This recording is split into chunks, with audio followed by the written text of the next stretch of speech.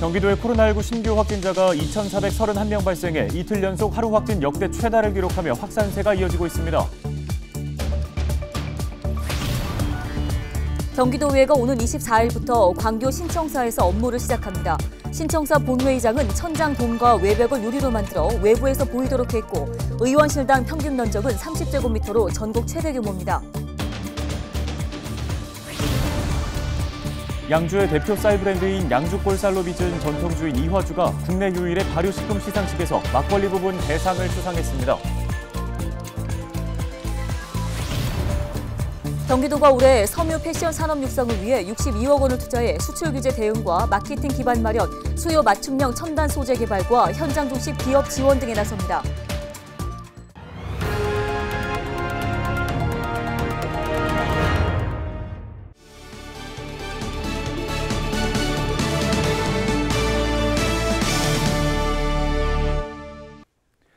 시청자 여러분 안녕하십니까? 헬로티비 뉴스입니다.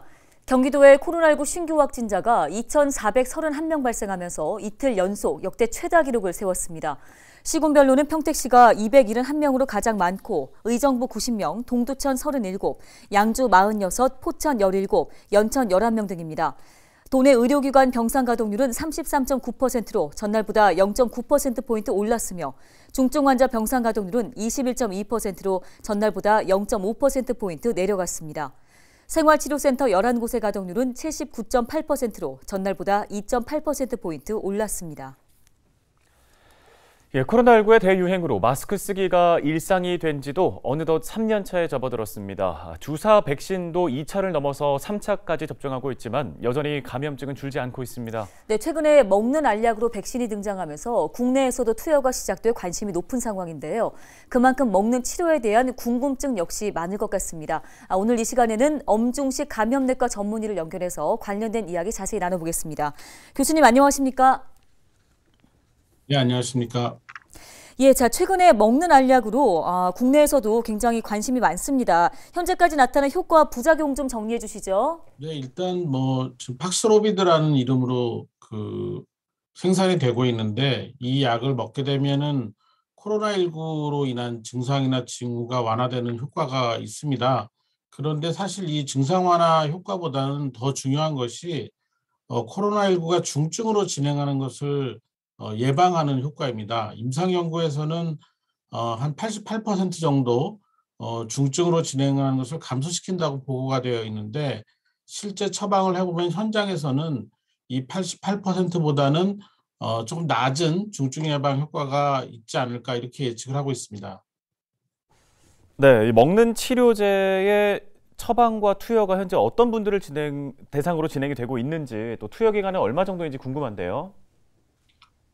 이게 아무래도 이 공급 물량이 제한이 있기 때문에 모든 확진자에게 드리지는 못하고 있고요. 현재 우리나라에서 처방 대상으로 정의한 그런 환자는 나이가 65세 이상이거나 면역 저하자인 그런 환자분들 중에서 코로나19 증상이 발생하고 5일 이내의 상태이고 산소 치료가 필요하지 않은 그런 경증 또는 중등증에 해당하는 환자가 투여 대상입니다. 네, 또 먹는 치료제에 대한 주요 성분도 궁금한데요. 어떤 성분들로 되어 있습니까? 지금 팍스로비드는 이제 실제로 그 두 가지 성분입니다. 하나는 코로나19 바이러스를 죽이는 그런 성분이 하나가 있고 또 이 약의 성분을 증가시키기 위해서 그 리토나비어라는 성분이 함께 포함이 되어 있어서 이 두 가지 성분을 복용하는 형태로 지금 처방을 하게 되어 있고요. 또 하나 경구 치료제는 아직 우리나라에 도입은 되지 않았지만 몰루피라비어라는 성분의 약이 있습니다. 상품명은 라게브리오라고 하는데요. 이 약은 워낙에 인플루엔자 치료제로 개발이 됐다가 코로나19 치료제로 효과가 있을 것으로 예측이 돼서 임상 연구를 했고 약 30% 정도의 감소 효과가 있다. 중증 환자 감소 효과가 있다라고 해서 도입을 준비 중에 있습니다. 네, 마지막으로 먹는 약 투여 시에 주의해야 할 점들도 있을 것 같습니다. 어떤 것들이 있을까요? 처방을 받으신 분들은 그 5일 동안 하루 2번, 3알씩 한 번에 3알씩 복용을 잘 끝까지 다 하셔야 되는 게 중요하겠고요.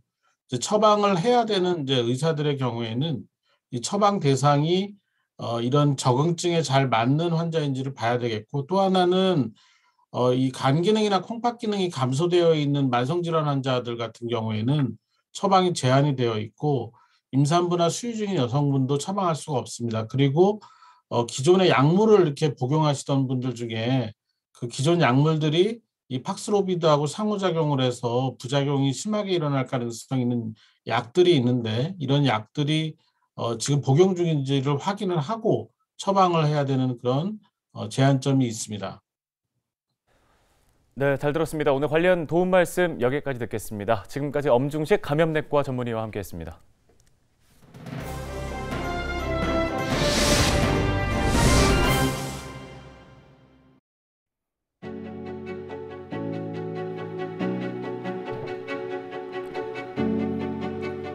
국내 코로나19 위기 상황이 어느덧 3년째에 접어들었습니다.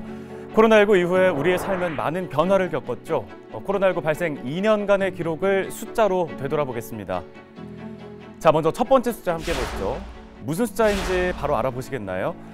2020년 1월 20일, 국내에서 코로나19 확진자가 처음으로 발생한 날입니다. 자, 벌써 만 2년이 넘었는데요.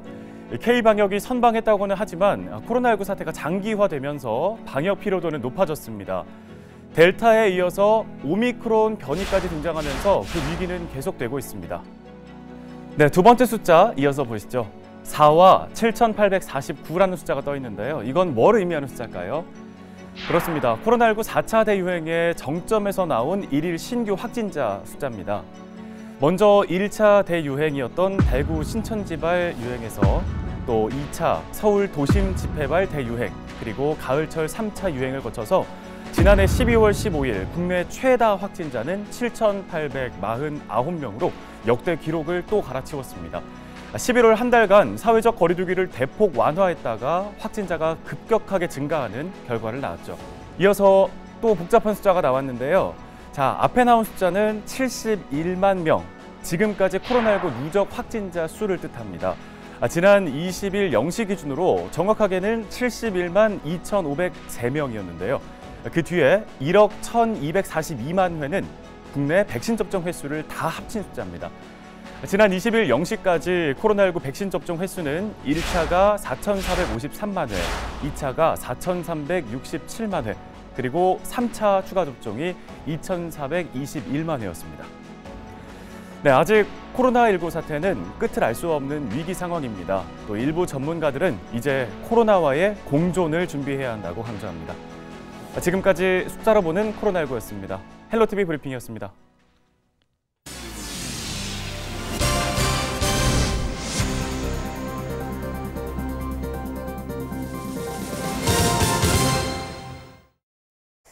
다음 소식입니다. 경기도의회가 오는 24일부터 광교 신청사에서 업무를 시작합니다. 도의회는 21일부터 신청사로 이사를 시작해 23일까지 이삿짐을 옮기고 24일부터 광교청사에서 업무를 시작한다고 밝혔습니다. 신청사에 들어가는 도의회 의원은 도의원 141명과 사무처 직원 300여 명 등 450여 명입니다. 신청사는 지하 4층, 지상 12층, 연면적 3만 3천 제곱미터 규모로 현 청사 대비해 2.4배 규모입니다. 의원실당 평균 면적은 30제곱미터로 전국 최대 규모며 본회의장은 천장 돔과 외벽을 유리로 만들어 외부에서 보이도록 했습니다. 개청식은 다음 달 7일 개최될 예정입니다. 양주골 이가 전통주가 생산한 이화주가 2022년 참발효 어워즈에서 막걸리 부문 대상을 수상했습니다. 이화주는 양주시의 쌀 브랜드인 양주골 쌀로 빚은 전통주로 죽 형태의 떠먹는 고급 명주로 알려져 있는데요. 대상으로 선정된 이화주는 다음 달 18일부터 3월 13일까지 서울 노들섬 스페이스 445 갤러리에 전시됩니다. 올해로 3회째를 맞은 참발효 어워즈는 우수한 국내 발효식품을 발굴하고 소비자의 접근성을 높이기 위한 국내 유일의 발효식품 전문 시상식입니다. 경기도가 올해 섬유 패션 산업 육성을 위해 62억 원을 투자합니다. 투자 분야는 수출 규제 대응과 마케팅 기반 마련, 그리고 수요 맞춤형 첨단 소재 개발, 현장 중심의 기업 지원 등 3개의 분야입니다. 친환경성 수출 규제 대응을 위해선 섬유기업 20개사를 대상으로 글로벌 친환경 인증 획득을 지원하며 산업용 섬유 육성 등 맞춤형 첨단 소재 개발에 위해 신기술 확보에 나설 방침입니다. 또 16개사의 복합재료 등 첨단 섬유 소재 개발과 시장 분석을 포함한 최신 산업 정보를 제공한다는 계획입니다.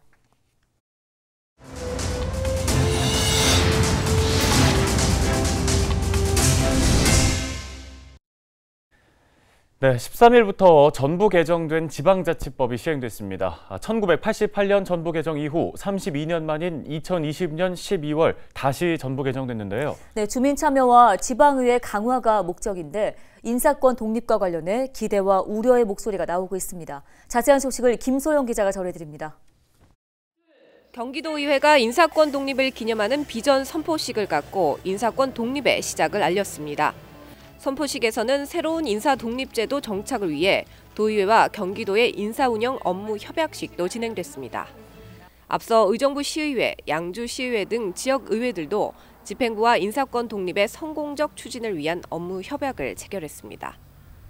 지난 13일 지방자치법 전부 개정으로 32년 만에 지방의회가 처음 인사권을 갖게 됐습니다.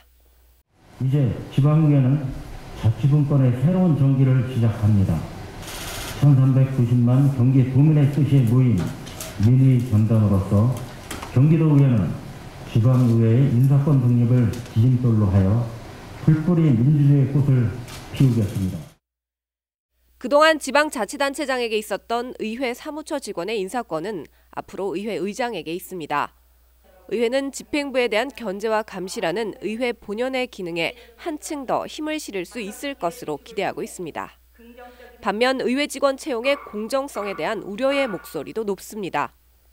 우려되는 점은 아무래도 이제 그 지방의회 의원들이 자신의 선거에 도움을 주는 사람들 위주로 인사를 하게 되면은 능력이나 자질보다는 그런 측면에서 인사를 하게 되면 조금 자질이나 능력에서 조금 벗어나는 인사가 되지 않을까, 그런 긍정적인 요인은 더 강화시키고 그다음에 우려적인 요인은 불식시키는 시민들의 관심과 감시 활동이 필요할 것 같습니다.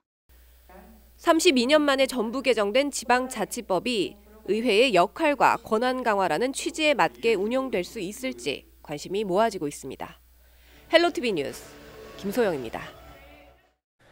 지난 19일 저녁 11시쯤 양주시의 한 플라스틱 재생 공장에서 50대 근로자 한 명이 비닐 제조기기에 끼이는 사고가 발생했습니다.